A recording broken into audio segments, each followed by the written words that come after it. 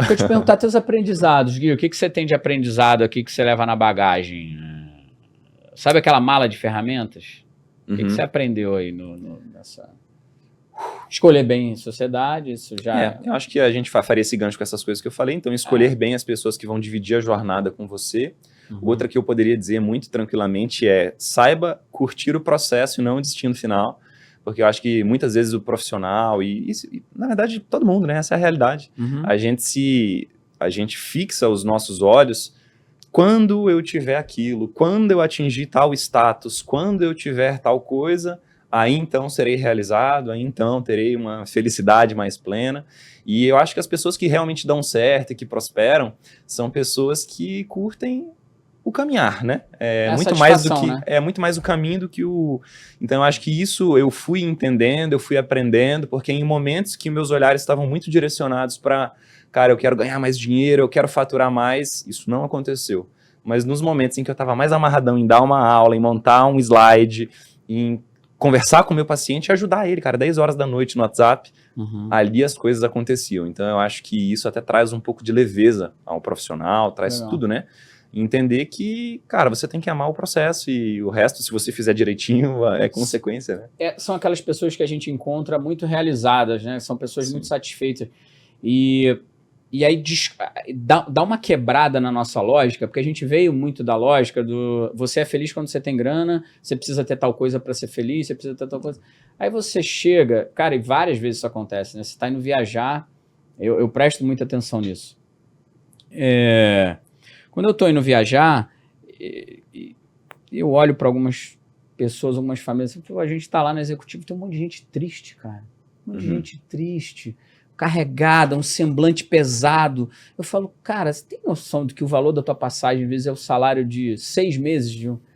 Aí vem aquele técnico de manutenção, com aquela jaguetinha.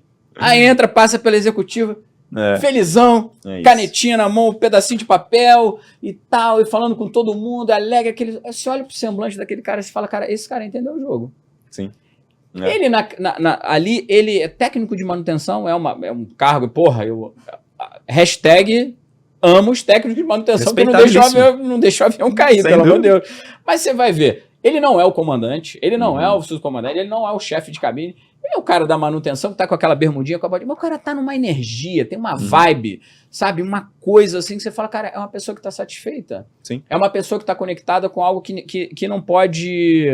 Você não se... O que acontece com essas pessoas? Elas não se frustram. Porque quando a gente coloca a nossa prosperidade, a nossa felicidade atrelada a ganho material, você já perdeu. Sim. Você já perdeu porque você vai começar a ascender socialmente. Meu amigo, vai ter sempre alguém que vai ter mais. Sempre vai ter um que vai ter mais. A hora que você acha que chegou no topo, comprei um jato. O cara tem 2. O cara tem 2. Você comprou o jato, aí ele vai te perguntar, mas você consegue fazer um voo direto para a Europa, que são o Global, um jato já Bombardier, um Learjet, que você consegue atravessar o oceano. O teu jato não, tu tem que parar na Ilha do Sal, tem que parar em outro lugar, tem que pingar. Tá, você não consegue. Qual o range? Comprou um jato. Aí você chega o cara para você, qual a autonomia do teu jato? Aí você vai, 3 mil quilômetros. Não dá para ir daqui para Manaus então, né? Acabou. Então, isso são coisas que... Ou seja, você no conforto do seu jato tomando um champanhe se torna infeliz, porque ele não faz a viagem direto. Porque ele não tem um range de 10 mil quilômetros. É isso. Entende? Eu acho que é muito o lance da satisfação. Sim. E aí, a gente fica naquele problema, mas vocês estão pregando pobreza, mas porque o cara que tá ali... Velho, satisfação. E eu presto muita atenção nisso nas pessoas. Sim. E eu presto atenção nelas e vejo o que acontece com a gente. Sim. O que acontece com a gente? Para você hoje, por exemplo, eu vejo que você faz muita viagem internacional, já não é uma coisa... Não te impacta como impactou a primeira vez. Primeira vez você pegou o passaporte, saiu do país, você falou, cara, viajei para outro país. Hoje você já olha na agenda, pô, amor, mas tem que viajar mesmo, a gente não tem... Não dá para jogar essa viagem para depois que eu tenho que dar uma aula. Acabou, você já pisou na Europa, você já foi para os Estados Unidos, você fala, as coisas vão ficando...